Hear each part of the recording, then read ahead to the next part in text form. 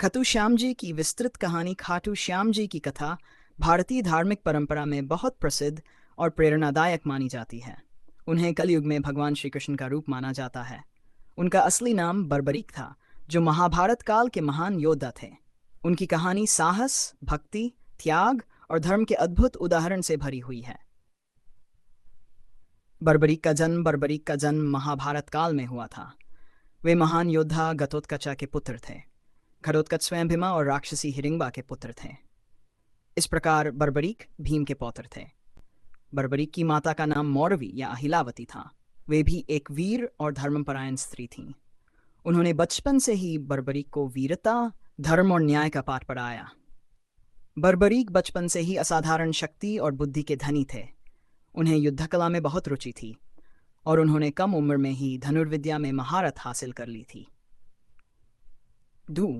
भगवान शिव से प्राप्त वरदान। बर्बरीक ने महान शक्तियां प्राप्त करने के लिए कठोर तपस्या की। उन्होंने भगवान शिव की आराधना की। उनकी कठोर तपस्या से प्रसन्न होकर भगवान शिव ने उन्हें 3 अमोघ बाण 3 तीर का वरदान दिया। इसके साथ ही अग्निदेव ने उन्हें एक शक्तिशाली धनुष भी दिया। इन 3 बाणों की शक्ति बहुत अद्भुत थी। पहला बाण उन सभी शत्रुओं को चिन्हित कर देता जिन्हें नष्ट करना होता। दूसरा बाण उन लोगों को चिन्हित करता जिन्हें बचाना होता। तीसरा बाण पहले चिन्हित शत्रुओं का नाश कर वापस तरकश में लौट आता। इस शक्ति के कारण बर्बरीक को 3 बाणधारी कहा जाने लगा। कहा जाता है कि वे केवल 3 बाणों से पूरी सेना का विनाश कर सकते थे। माता को दिया गया वचन। जब बर्बरीक युवा हुए तब उन्होंने अपनी माता से कहा कि वे युद्ध में अपनी वीरता दिखाना चाहते हैं। तब उनकी माता ने उनसे एक वचन लिया, तुम हमेशा कमजोर पक्ष का साथ दोगे। बर्बरीक ने अपनी माता से यह वचन दे दिया। यह वचन उनकी पूरी कहानी का सबसे महत्वपूर्ण हिस्सा बन गया। महाभारत युद्ध की तैयारी। कुछ समय बाद महान युद्ध कुरुक्षेत्र वॉर होने वाला था, जो कि महाकाव्य महाभारत का मुख्य भाग है। यह युद्ध कौरवों और पांडवों के बीच होने वाला था।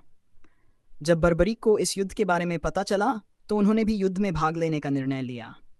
वे अपने घोड़े पर सवार होकर युद्ध भूमि की ओर निकल पड़े। 5.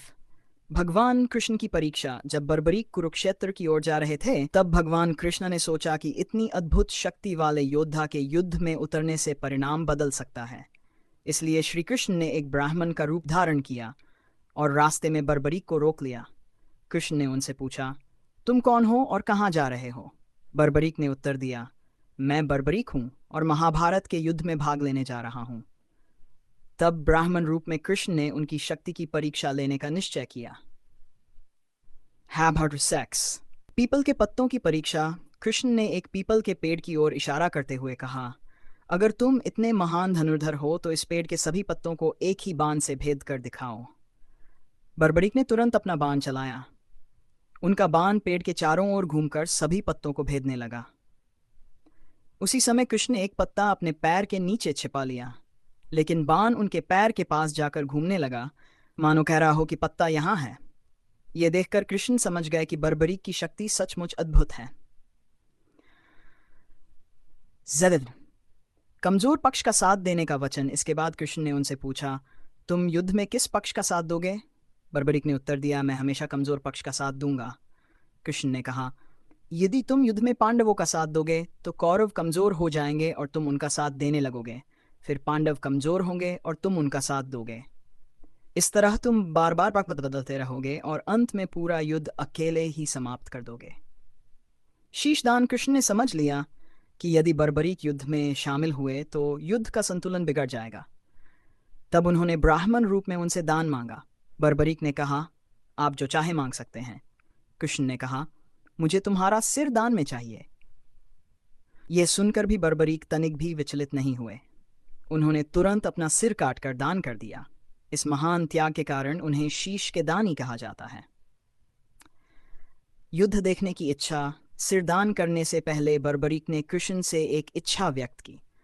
उन्होंने कहा, मैं इस महान युद्ध को देखना चाहता हूं।